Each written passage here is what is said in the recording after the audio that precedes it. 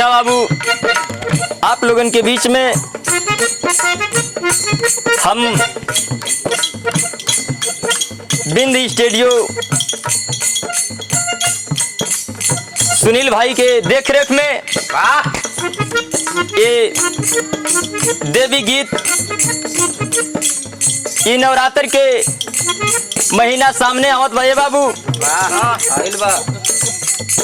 आप लोगन के बीच में एक छोटा सा देवी भजन के माध्यम से आप लोगन के बीच में गीत छोड़ रहल बनी। लेकिन कहना बा कैसे भैया,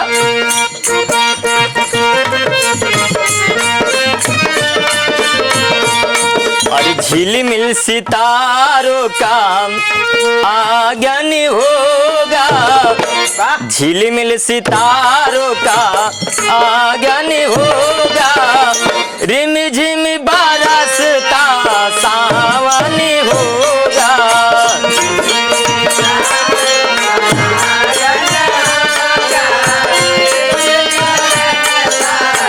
क्या बात है,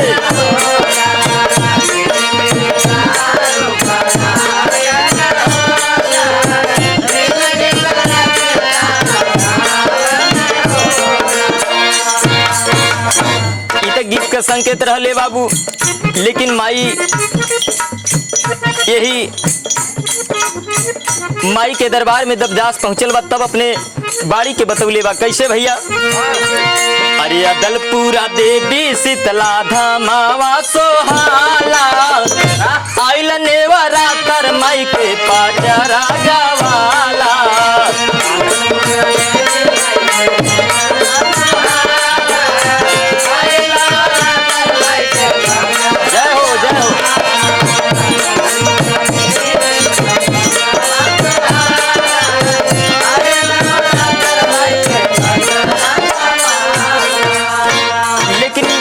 पहल की लाइन में दास बतौले बा, अरे दर्शन पावे बाद जुटल भारी भीड़िया, दर्शन पावे बाद जुटल भारी भीड़िया, हथवा में लिहले भक्त नरियल चुनरिया।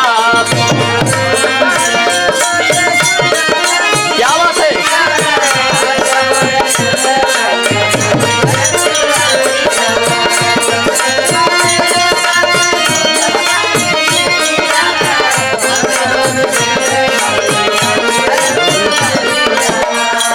अड़हुल के फूलावा का संगवा में माला, अड़हुल के फूलावा का संगवा में माला, आइल नेवरा तर माई के पाटरा गवाला।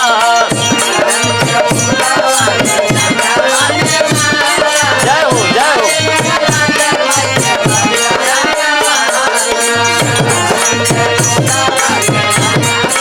क्या बात है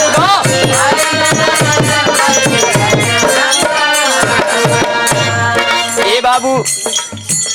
यही अदलपुरा शीतला धाम पे जाके लोगन कतार लगल बा, लाखों लाखों के भीड़ लगल बा। ये बाबू नलियर चुनरी हाथ में माला लेके माई के दरबार में भक्त पहुंचल बा।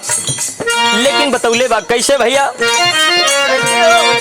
अरे गंगा के किनारावा पे माई के मंदिरिया, गंगा के किनारावा पे माई के मंदिरिया, चुमत लहरिया त सुर सरी लहरिया,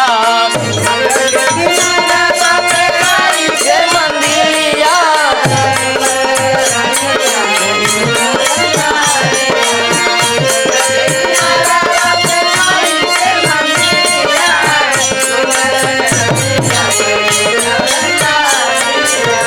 लाले लाले झंडा गगन में फहराला, लाले लाले झंडा गगन में फहराला, आइल नेवरा तर माई के पाटरा गवाला।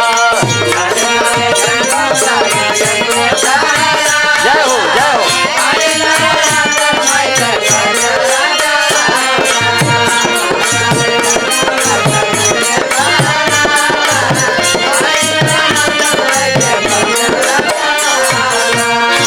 अरे करेला मनौती मनसा पुजाली ओकर शीतला भगवती।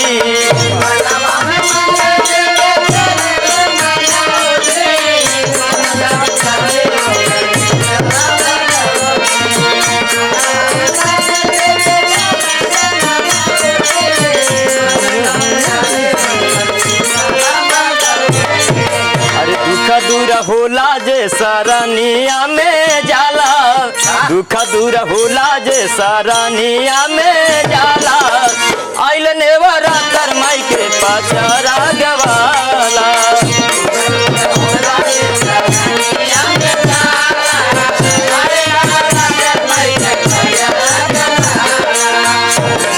अरे बाप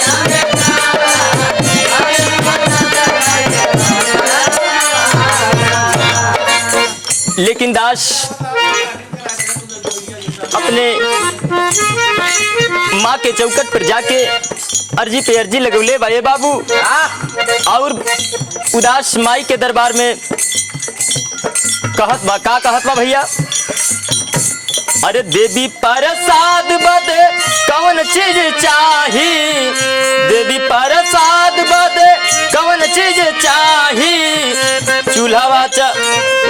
चूल्हा बना के ऊपर चढ़ल बा कराही।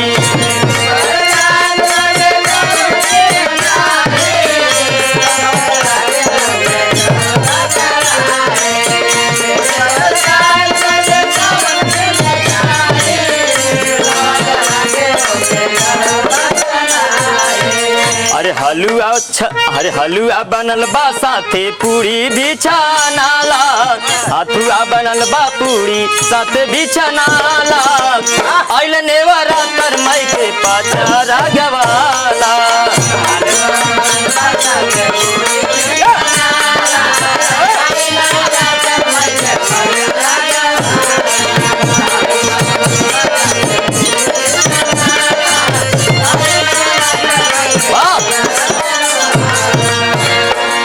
लेकिन अंतिम लाइन में दास अपने गीत के माध्यम से बतावत बा बाबू कैसे?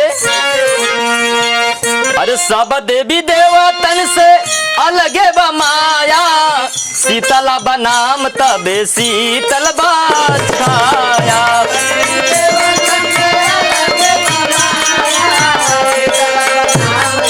शीतल बा छाया।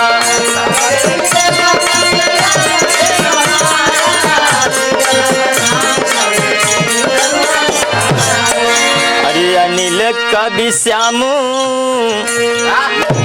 अरे अनिल कवि श्यामू जी सर भजनिया सुहाला।